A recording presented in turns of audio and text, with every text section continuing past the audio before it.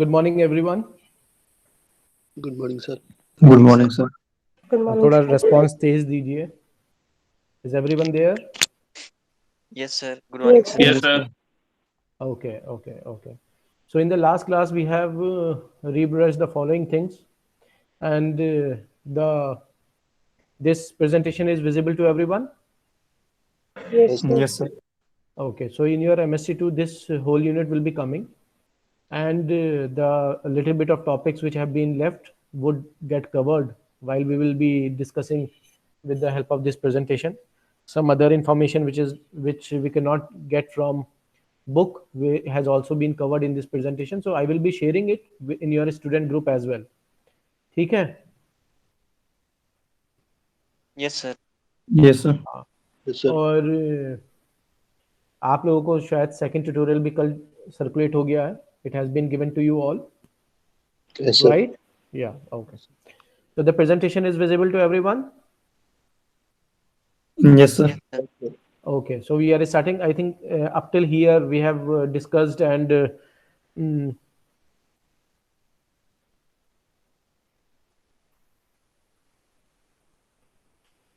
see now taking into account the facts and the figures on the basis of that India is a mega diversity nation. हमने diversity on global level and national level discuss किया था, आप लोगों को पता हो तो, right? Yes, sir. We Yes, sir. discussed about the global and the national level diversity.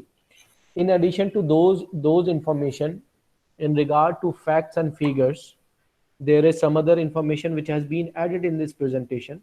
So we would be looking at it today, and I would be sharing this presentation also. So जहां आपको लगे कि इस presentation में से कुछ relevant information आप pick कर सकते हैं, and you can include in your answer. So for that purpose, I will share this presentation as well. अब अगर हम इंडिया की मेगा डाइवर्सिटी नेशन की बात करें, देखिए मेगा डाइवर्सिटी नेशन, मैंने जैसे आपको बताया कि हर शब्द अपने आप में अपनी डेफिनेशन खुद ही कहता है. सबसे पहले an intelligent person will think that अच्छा ये शब्द है, इसका लिटरल मीनिंग क्या है. अगर उसको उस चीज़ का लिटरल मीनिंग पता है तो वो उसमें से उसको डिफाइन करने के लिए डेफिनेशन वो अपने आप ज़रूर निकाल लेगा. ठीक है? Now like India as a mega diversity nation. Mega diversity nation का मतलब ये हुआ कि इंडिया एक ऐसा देश है जिसमें जेनेटिक्स, स्पेशीज और इकोसिस्टम के बेसिस पर बहुत ज़्यादा डाइवर्सिटी है, बहुत ज़्यादा रिचनेस है इन टर्म्स ऑफ डाइवर्सिटी. तभी हम ये कह रहे हैं it is a mega diversity nation. और हमने ये बात डिस्कस भी की थी कि जो डेवलपिंग कंट्रीज हैं वो अभी भी डाइवर्सिटी के बेसिस पे रिच है, ठीक है, in comparison to developed nation. की थी ये बात डिस्कस, Yes, sir. राइट? कि जो डेवलपिंग कंट्रीज हैं, आप लोगों को प्रेजेंटेशन दिखाई दे रही है? Yes, sir. ओके. हमने ये बात डिस्कस की थी कि जो डेवलपिंग कंट्रीज हैं वो फर्स्ट ऑफ ऑल तो इन कंपैरिजन टू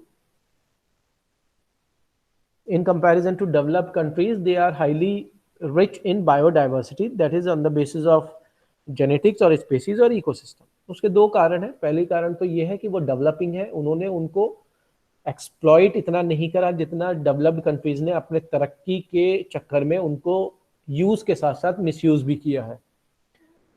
ठीक है. दूसरा ये है कि जो डेवलपिंग कंट्रीज है उसमें जो डेवलपमेंट है या प्रोग्रेस है वो स्लो पेस के साथ आगे बढ़ती है, तो कुछ हद तक ये डाइवर्सिटी मेंटेन रह पाती है. ठीक है. अब हम फैक्ट्स एंड फिगर की बात करें तो इसमें एक टर्म यूज किया गया है, वो मैंने आपको ट्यूटोरियल में भी मेंशन किया है. देखिए basically we use to talk about two terms when we are talking about diversity.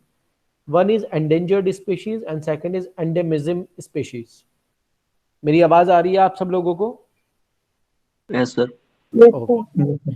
देखिए हम दो टर्म का हमेशा डिस्कस करते हैं when we are talking about the diversity और when we are talking about the species. One is endangered species, second is endemism species. Endangered species का मतलब आप लोगों को मुझे पता है, आप लोगों को पता होगा. Can anyone tell what is the definition of endangered species? कोई बताएगा what do we mean by endangered species? Yes sir विलुप्त होते हुए प्रजाति sir. Yes, the species which are coming to an urge of extinction, ठीक है, जो खत्म विलुप्त होने के कगार पर है, ठीक है, उनके क्या रीजन है और उनके क्या आफ्टर इफेक्ट्स हैं, वो सब हम लोग कई बार डिस्कस कर चुके कि क्यों ऐसा है कि वो विलुप्त होने के कगार पर आ गई हैं, और अगर वो विलुप्त हो जाएंगी तो उनके क्या इफेक्ट होंगे, what will be the effect of their extinction on mankind or nature as a whole, that already we have discussed and we know. Second है एंडेमिज्म स्पीशीज। एंडेमिज्म स्पीशीज का मतलब ये है कि जो ये वो स्पीशीज होते हैं जो पर्टिकुलर रीजन में सबसे ज्यादा पाए जाते हैं, यानी कि उस देश में, उस देश के उस जगह में ये वाली स्पीशीज सबसे ज्यादा पाई जाती है, मतलब कॉन्सेंट्रेटेड है। जैसे इसमें एग्जाम्पल दिया गया है, इंडिया में पूरे विश्व के कंपैरिजन में 50% लिजार्ड की बहुतायत है। आप समझ रहे हैं बात को? यानी कि जैसे हमारे विश्व में अलग अलग देश हैं, कोई स्पीशीज बहुतायत में किसी एक देश में होगी और शायद उस मात्रा में दूसरे देश में ना हो, तो उसको कहा जाता है एंडेमिज्म स्पीशीज। जो एक पर्टिकुलर एरिया, हम देश की बात करें तो उस पर्टिकुलर देश, उस देश में, उस पर्टिकुलर एरिया में उसकी बहुतायत, उसकी कंसंट्रेशन सबसे ज्यादा है। तो जो स्पीशीज उस रीजन तक, उस रीजन में रेस्ट्रिक्टेड है और जो कहीं और उतनी नहीं पाई जाती, उनको हम उस कैटेगरी में डालते हैं, that is known as endemism species. बात आई समझ में? Yes, sir. Yes, sir. थोड़ा Yes, sir. तेज रिस्पॉन्स दीजिए, speak little Yes, louder, sir. And I hope everyone is listening to the lecture, Yes, sir. Yes, sir. Right? Okay, Priya, Sanjeev, Roshan, Arpit, Jaskaran, Ankit, लेश, Yes, Ram, sir. Dhruv, okay, ठीक है। Yes, तो sir. Okay, the presentation is visible? Yes, sir. Okay, Yes, sir. तो endemism species वो species हैं या जीव जंतुओं की वो जाति है, या उसमें आप जीव, हाँ, स्पीशीज की बात कर रहे हैं, ठीक है, जो एक पर्टिकुलर एरिया में रेस्ट्रिक्टेड है, रेस्ट्रिक्टेड कह लीजिए, या उसी एरिया में सबसे बहुतायत मात्रा में पाई जाती है। वो शायद दूसरे देश में या दूसरे जगह में उस तरह से ना पाई जाती हो, ठीक है।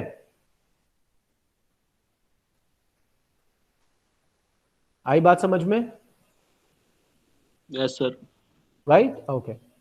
तो अगर हम, इन्होंने एक एग्जांपल दिया है कि अगर हम लिजार्ड्स की बात करें तो 50% जो लिजार्ड है वो एंडेमिक टू इंडिया है। एंडेमिक टू इंडिया मींस वो इंडिया में एक पर्टिकुलर एरिया में सबसे ज्यादा पाई जाती है, और उसका अगर हम तुलना करें बाहर के देश या किसी और एरिया में, तो उस चीज की बहुतायत उधर नहीं है।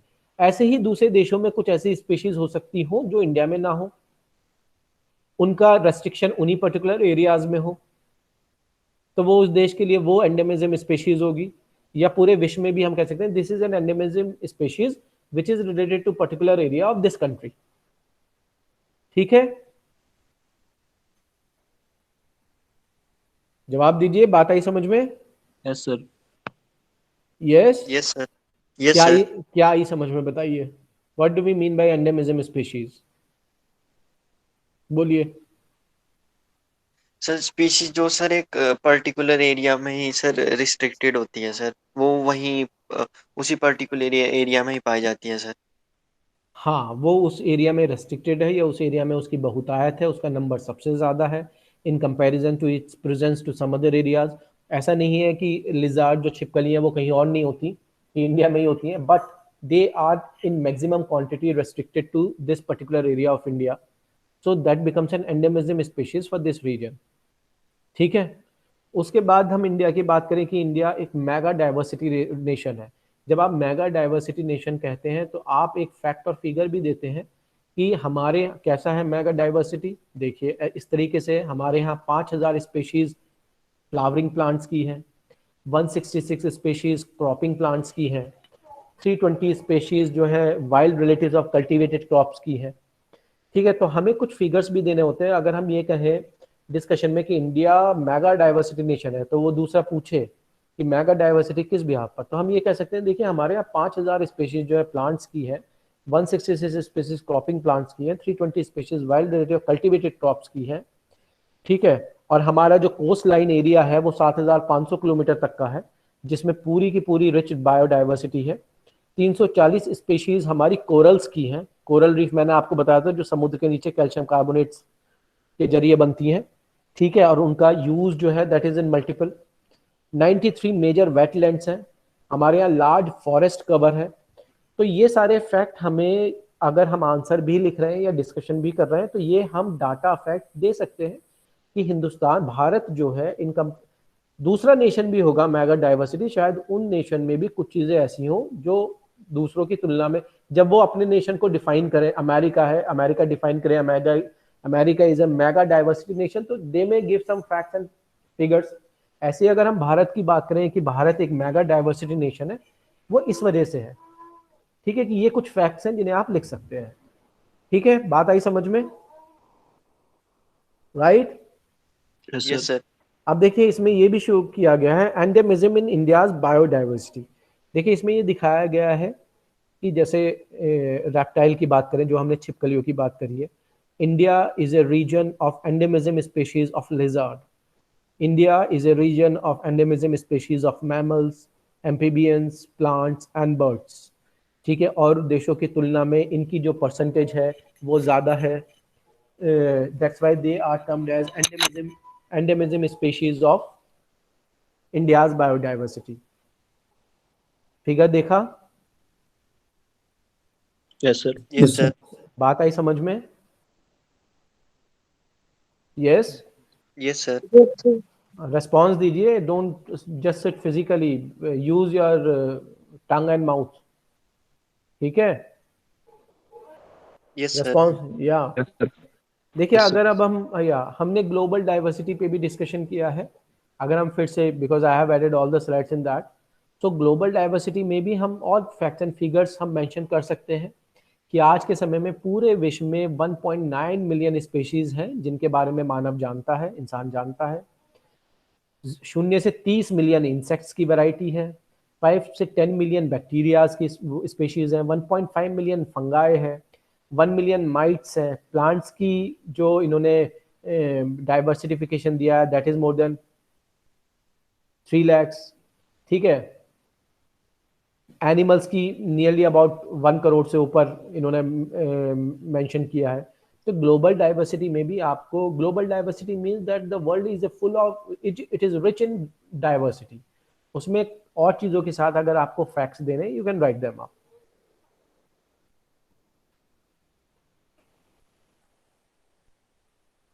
I think this is the same. 50 to 80% of biodiversity is in rainforest. Yes, जो हमारी जो सबसे ज्यादा बायोडाइवर्सिटी पाई जाती है वो रेन फॉरेस्ट में। रेन फॉरेस्ट क्यों कहा गया है? रेन फॉरेस्ट इसलिए कहा गया है जहाँ पे जो जंगल है वहाँ पे वर्षा नियमित रूप से होती है, और उसकी वजह से वो जंगल भी और वो जो स्पेशीज है वो भी निरंतर ग्रो करती रहती है। यानी उनको हर चीज उनको उपलब्ध मीन्स, अगर जंगलों में पानी नहीं होगा, वर्षा नहीं होगी, तो जंगल सूख जाएंगे। उनमें रहने वाली जो जीव जंतु प्रजातियां हैं वो भी धीरे धीरे उसमें आ जाएंगी, विपत्ति में। It will be difficult for them to survive and where there is no rain. तो और इसीलिए जो रेन फॉरेस्ट रिच है उनमें सबसे ज्यादा बायोडाइवर्सिटी पाई जाती है, जीव जंतुओं की, जानवरों की। जो रेगिस्तान है उनमें मिनिमम बायोडाइवर्सिटी है। यस, बिकॉज रेगिस्तान जो है उनमें कुछ उतना नहीं है, वहां वर्षा नहीं है, जहां वर्षा नहीं है वहां जीवन भी बड़ी मुश्किल के साथ आगे बढ़ पाता है। ठीक है, बात आ रही है समझ में? Yes sir. ठीक, Yes, sir. इसमें या इस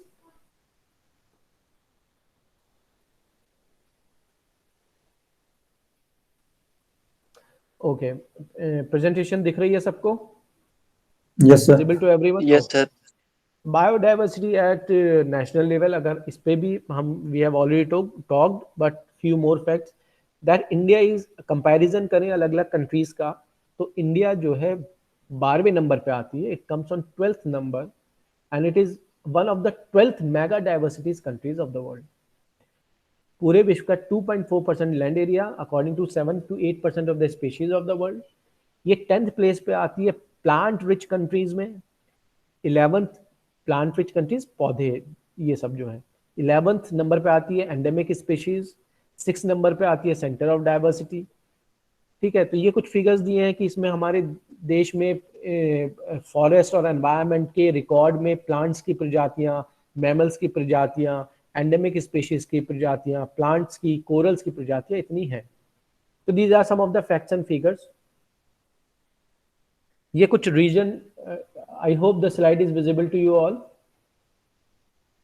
yes Yes, sir. sir. Okay, देखिए ये जो फिगर आपको शो किया गया है, जहाँ पे बायोडाइवर्सिटी सबसे ज़्यादा है। देखिए ऐसा तो होता नहीं कि बायोडाइवर्सिटी हर जगह बहुत ज़्यादा है, कहीं पर है ना ये कॉलोनीज हैं, इंसान भी रह रहे हैं, तो जहाँ इंसान रह रहे हैं तो वहाँ पे बायोडाइवर्सिटी जो है ऑटोमेटिकली कम होगी, बायोडाइवर्सिटी की रिचनेस है ना लिमिटेड होगी। ठीक है, जहाँ हम रह रहे हैं वहाँ वृक्ष या जीव जंतु या जानवर तो है नहीं। ठीक है, तो ये कुछ एरियाज शो किए गए हैं, Himalayas, desert, semi arid, Western Ghats, Deccan peninsula, coastal areas, islands, जहाँ पे ये कुछ ऐसी चीजें दिखाई गई है नक्शे पे जहाँ पर बायोडाइवर्सिटी की बहुतायत है। ठीक है, यहाँ पे इन रीजन्स में के बेसिस पर हम ये कहते हैं कि India is one of the mega diverse countries in the world. ठीक है, बात आई समझ में? Yes, sir. इसमें भी वेस्टर्न घाट ऐसा रीजन है जहां सबसे ज्यादा बायोडाइवर्सिटी दिखाई देती है। आगे शायद स्लाइड में आएगा। इस प्रेजेंटेशन से आपको थोड़ा सा ये भी फायदा रहेगा, you will come to know about many things which are there in India and in comparison to other countries of the world. अब बात आती है हॉट स्पॉट्स ऑफ बायोडाइवर्सिटी। देखिए हॉट स्पॉट ये सब आपके सेशनल, आपका जो MSc2 है, इन सब में ये सारी चीजें पूछी जाएंगी, तो इनका जो लिटरल शाब्दिक मीनिंग है, जो इनकी डेफिनेशन है, वो आपको अच्छी तरीके से आनी चाहिए, समझ में आनी चाहिए। कुछ भी लिख देने से नहीं चलेगा काम।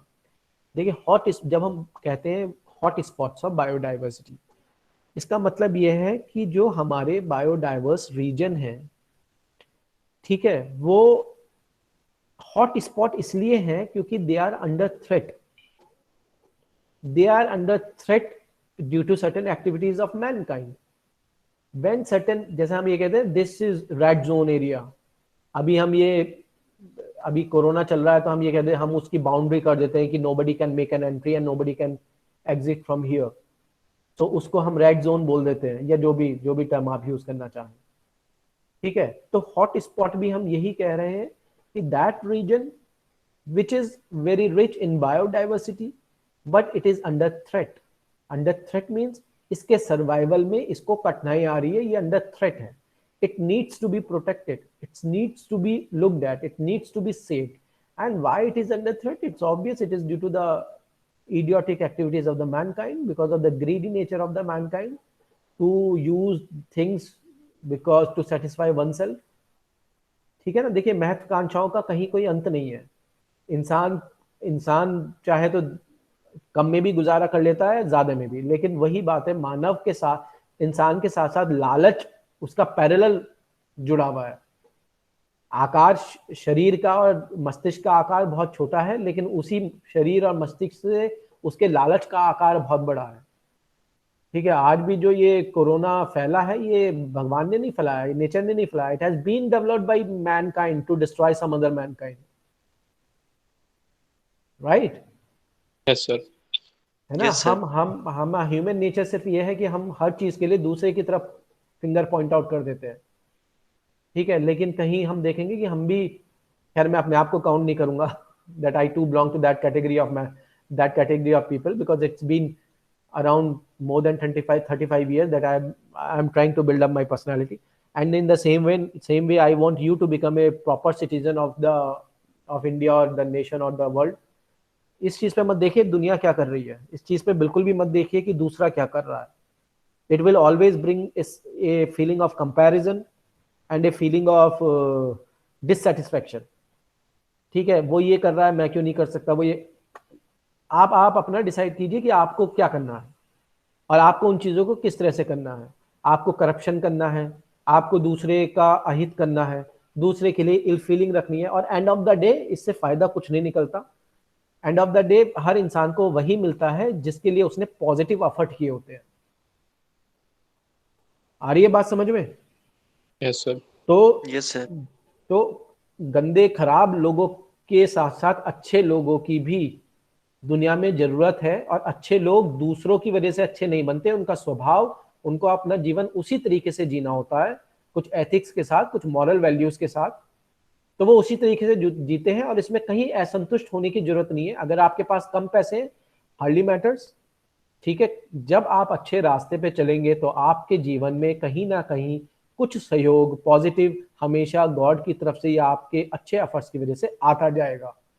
मैं बिल्कुल भी ये आपको एडवाइस या सजेस्ट नहीं करूंगा कि दुनिया ऐसी है तो आप भी ऐसी बन जाइए, ठीक है। दुनिया खराब है, लोग खराब है, लोग मतलबी है, लोग सेल्फिश हैं, लोग लालची हैं, एक दूसरे को धोखा देते हैं, चीट करते हैं। Let them do what they are doing, you mainly concern, you focus about your doings, ठीक है। ये उन लालची लोगों का ही वो है जिसकी वजह से पूरी पूरी मानव जाति जो है ना आज के डेट में उसमें आ गई है, खतरे में, है ना। लोगों ने अपने पैसे के या लालच के इतने महल खड़े कर लिए कि उसमें बेचारी जो निर्दोष जनता थी वो भी बेचारी फंस रही है। आप अगर नजर डालेंगे दिल्ली के और एरियाज के रीजन में तो आप पाएंगे कि हर एक इस कोरोना वायरस की वजह से हर एक फैमिलीज के कम से कम 3-3 4-4 अर्निंग मेंबर्स ही चले गए, लिविंग बिहाइंड स्मॉल किड्स और जस्ट वाइफ और ओल्ड पेरेंट्स और one member in the family, अगर आप लोग न्यूज देखते हो तो, ठीक है। आ रही है बात समझ में? Yes sir. Yes sir. और रेस्पॉन्स क्यों नहीं आ रहा भाई यस Yes, सर sir. का?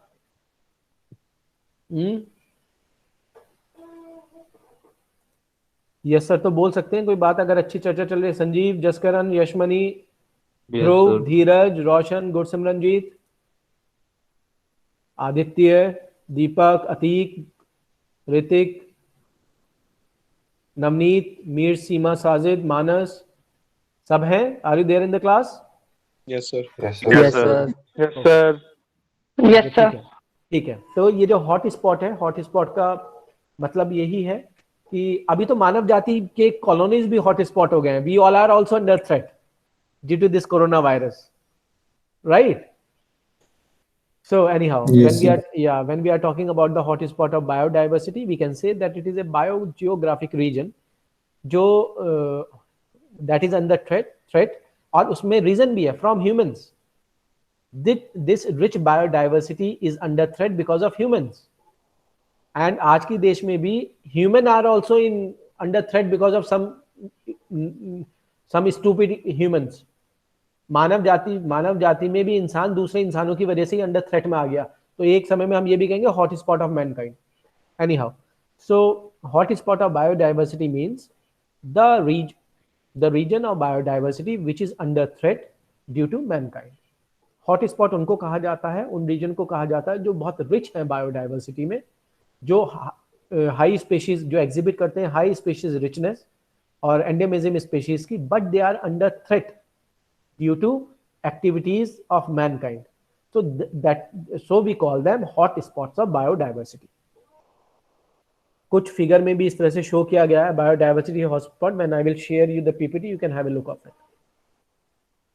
लिस्ट ऑफ हॉट स्पॉट्स भी दिए गए हैं, इनको भी देख सकते हैं आप। अब इसमें कुछ जो हमारे बायोडाइवर्सिटीज के रीजन्स हैं जो रिच हैं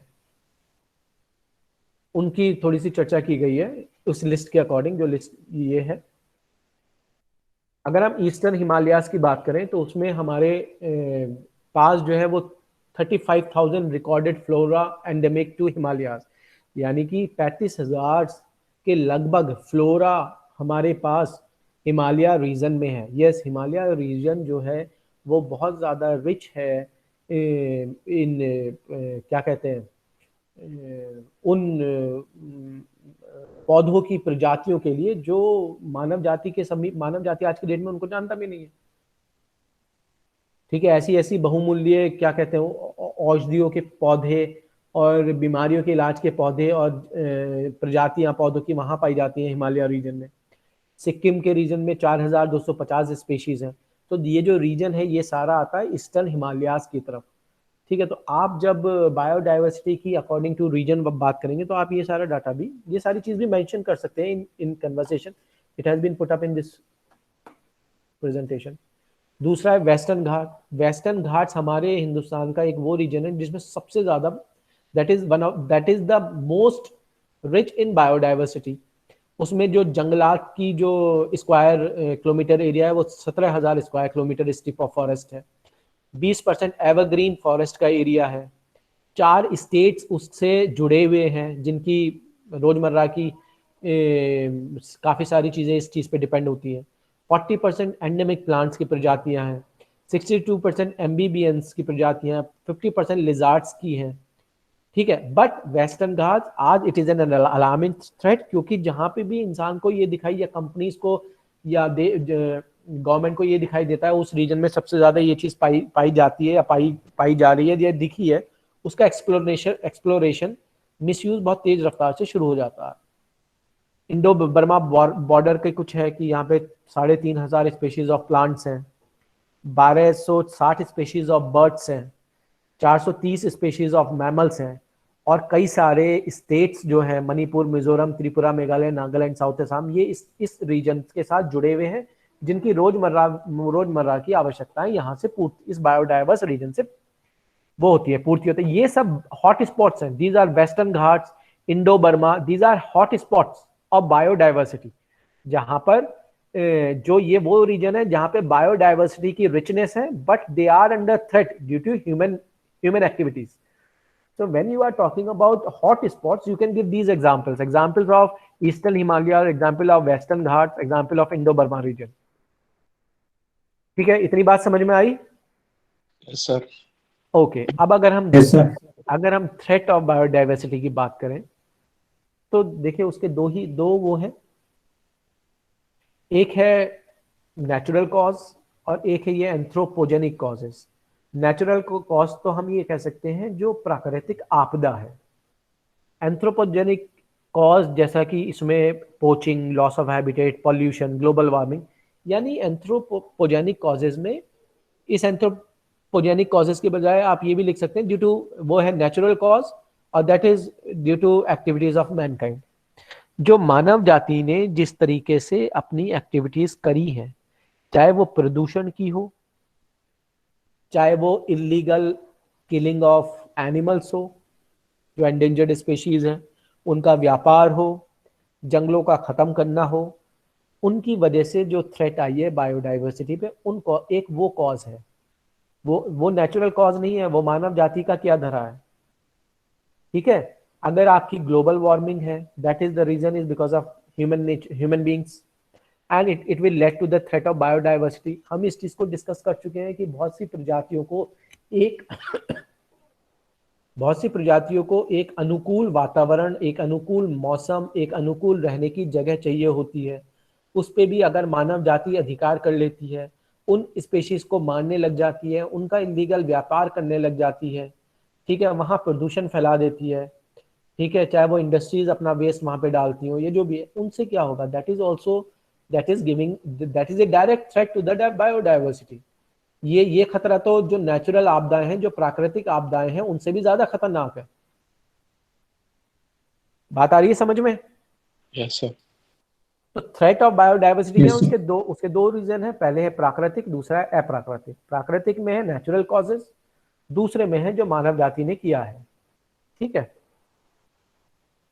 इसमें जैसे देखिए आप, it is visible loss of habitat. अब आप जब जनसंख्या, देखिए हर चीज का बैलेंस होना चाहिए. जहां जहां इम्बैलेंस है वहां परेशानी ही परेशानी है. एवरीथिंग शुड बी बैलेंस, चाहे वो जीवन में हो या प्रकृति में हो या समाज में हो, हर चीज का बैलेंस होना चाहिए. तभी उनके लिए लॉज बनते हैं, पॉलिसीज बनती है, संस्कार बनते हैं कि ये ठीक है, ये सही है, ये गलत है, या इतना कर सकते हो, इससे आगे जाओगे तो that will bring imbalance to the life and that will not good for you. ठीक है, उसमें आप हर चीज, आप अपनी जीवन शैली को भी ले सकते हैं, इंक्लूड कर सकते हैं. अब देखिए लॉस ऑफ हैबिटेट, जब आप मानव जाति की पॉपुलेशन को, जनसंख्या को इतना बढ़ाते जाएंगे जिससे कि हमारे जंगल कटते, अब आप देखिए शायद जहां हम लोग रहते हैं, जहाँ अलग अलग इंस्टीट्यूट ऑर्गेनाइजेशन खुले हैं, वहाँ कभी सब्जियां उगती थी, वहाँ कभी जंगल होते थे। आज मुझे तो समझ में नहीं आता वाकई में ये सब्जियां कहाँ से आ रही हैं, क्योंकि वो एरियाज तो कम होते जा रहे हैं ना। जब आप बड़ी बड़ी बिल्डिंग से कुछ एरिया कवर करते हैं, फिर कुछ और एरिया कवर करते हैं, तो कुछ चीज तो घटेगी ना।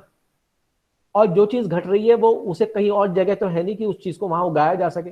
जब आपने एक जंगल के रीजन में जहाँ सब्जियां उगती थी, जहाँ फॉरेस्ट्री थी, जहाँ नदियां थी, जहाँ झरने थे, जहाँ तालाब थे, वहां पे भी जब इंसान ने अपना ऑक्यूपाई कर लिया, तो उनको ऐसा तो है नहीं कि शिफ्ट करके कोई दूसरी जगह दे दी गई हो, वो जगह तो वहां पे खत्म ही हो गई। तो that is mean a loss of habitat of our natural resources. आई बात समझ में? Yes, sir. Got yes my sir. Point? ठीक है। अब हम इस चीज को थोड़ा सा यहीं रोकते हुए, आज हम लोगों ने क्या क्या चीजें डिस्कस की हैं वो आप ब्रीफ में अर्पित बताइए। 1-2 मिनट ले लीजिए। You just think for 2 minutes what are the different things we have discussed today, and then after 2 minutes you start speaking in brief. जो चीज पढ़ाया है सब लोगों ने, अगर कुछ चीज नोट भी करी है, तो एक बार ब्रश अप कीजिए कि हमने कितनी कितनी सारी चीजों पे आज चर्चा करी है। एंडेमिज्म स्पेशीज पे, India is a mega diverse region, hot spots of biodiversity, and what are the hot spots in India, and threats to the biodiversity. 1 minute में रिवाइज कीजिए अर्पित, फिर आप है ना ब्रीफ कीजिए। सर आज सर जो डिस्कस किया सर, वो हमने ये किया कि जैसे sir India, main topic sir यही था कि India as a mega diversity nation. इसे इंडिया में सर कई तरह के, मतलब सर बायोडाइवर्सिटी में सर कितने कई कई तरह की स्पीशीज है, और सर बायोडाइवर्सिटी में वेरिएशन पाया जाता है सर। और सर इसमें सबसे पहले डिस्कस किया सर एंडेमिज्म क्या होता है सर। सर एंडेमिज्म वो जगह, वो उस पर्टिकुलर एरिया को बोलते हैं सर कि जहाँ मतलब सर जो स्पीशीज ना सर रिस्ट्रिक्टेड होती है उसी जगह में, मतलब सर वहाँ उनकी जो मतलब संख्या है सर, जो वो ज्यादा मिलती है और जगह के कंपैरिजन सर। और सर उसके बाद डिस्कस किया sir centre of origin. Centre of origin क्या होता है sir. Sir nearly 50,000 species of flowering plants, 166 species of cropping plants, and 320 species of wild relative of cultivated crops have their origin in India. Sir 50,000 species यानी of ये हम इस चीज में कह रहे हैं, when we are saying that India is a mega diverse nation, yes sir, right? Okay. yes sir। फिर सर उसके बाद सर मैरीन डाइवर्सिटी के बारे में डिस्कस किया सर उसमें कि सर इंडिया है 75 kilometre long coast line having mangroves, estuaries, coral reefs, black waters, rich biodiversity sir। And sir कि और सर इंडिया में sir more than 340 species of corals are found in India। ये हमने explain किया है, telling that India is a mega diverse nation. Okay. Yes sir. फिर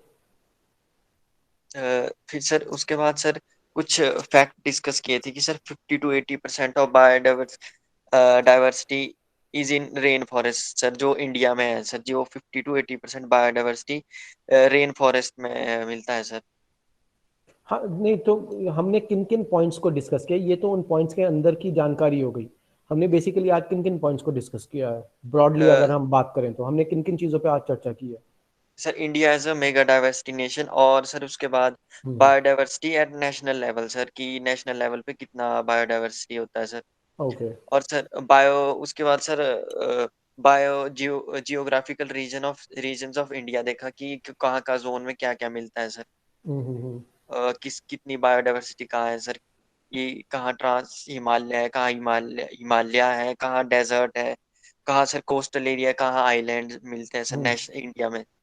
okay. और sir hotspots of biodiversity discuss किया सर उसके बाद कि सर हॉटस्पॉट वो जगह होती है कि सर जहाँ बायोडाइवर्सिटी सर काफी रिच होती है, पर सर वो थ्रेट, ह्यूमंस के थ्रेट के में आती है, क्योंकि सर वो क्योंकि ओवर यूटिलाइजेशन की वजह से वो जगह ह्यूमन बीइंग्स की वजह से सर थ्रेट में होती है सर वो हॉटस्पॉट बायोडाइवर्सिटी। हम्म। फिर सर उसके बाद डिस्कस किया कि सर थ्रेट्स टू बायोडाइवर्सिटी कौन कौन से थ्रेट्स सर जो बायोडाइवर्सिटी को हो रहे हैं। हाँ, और हॉट स्पॉट्स में हमने 2-3 एग्जाम्पल लिए थे, जैसे ईस्टर्न हिमालयाज, जैसे वेस्टर्न घाट्स। ठीक है, ये एग्जाम्पल्स भी हमने, इंडो बर्मा बॉर्डर रीजन, ये भी इंडो बर्मा रीजन, ये भी हमने कुछ एग्जाम्पल्स डिस्कस किए थे। ठीक है, यस हम सर। ये कह सकते हैं, जब हम हॉट स्पॉट के पे अगर आपके पे क्वेश्चन आए तो आप ये लिख सकते हैं कि these are the hot spot of bio, we mean by hot spot of biodiversity we mean this, and the examples of bio hot spots region in India are like eastern Himalayas, western Ghats, और भी कई सारे example इस presentation में हैं और जो हमने डिस्कस किए हैं। ठीक है, आगे। फिर सर लास्ट में सर ये डिस्कस किया थ्रेट्स टू बायोडाइवर्सिटी मतलब किस किस तरह के सर जो मेन थ्रेट्स है सर, एंथ्रोपोजेनिक कॉजेज और sir natural causes. Sir natural causes में सर जैसे low population, low breeding rate, natural disasters, narrow geographical area sir, ये हाँ, इसमें। नेचुरल नेचुरल कॉजेज यानी जो बिकॉज ऑफ द प्रकृति, प्रकृति ने जिस तरह से अपना स्वरूप बदला है, या यस सर। प्रकृति का आपदाएं जो हैं वो भी they brings threat to biodiversity, right. Sir anthropogenic causes में सर जो मैनकाइंड की तरफ से सर जो चीजें होती है sir. Yes, for which the human mankind is responsible. Yes sir. और सर जो मेन इसका सबसे ज्यादा इफेक्ट देख सकते हैं sir, global warming and climate change. Yes चलिए ठीक है, with this we will try to wrap up our lecture for today. It's been sir. Nice sir एक टॉकिंग टू यू। हाँ, बताएं, बोलिए। डाउट था सर, जो वो टीपीपी क्लास का सर जो आपने वो किया था ना सर, वो देखिए, बच्चों की टीपी ये मैं सर अभी उनका। इसमें, सुनिए, ये मैं अभी इस रिकॉर्डिंग में डिस्कस नहीं करूंगा। ठीक है, ये I will talk to you on phone, you can give me a ring after this class. ठीक है, yes sir. Okay. So it's being nice talking to you once again, I would like to wrap up my lecture. Thank you. जो आज पढ़ाया गया है उसको revise कीजिए, because tomorrow I will ask from some other student to give briefing before the start of the lecture. ठीक है, thank you. Thank you sir. Yes, sir.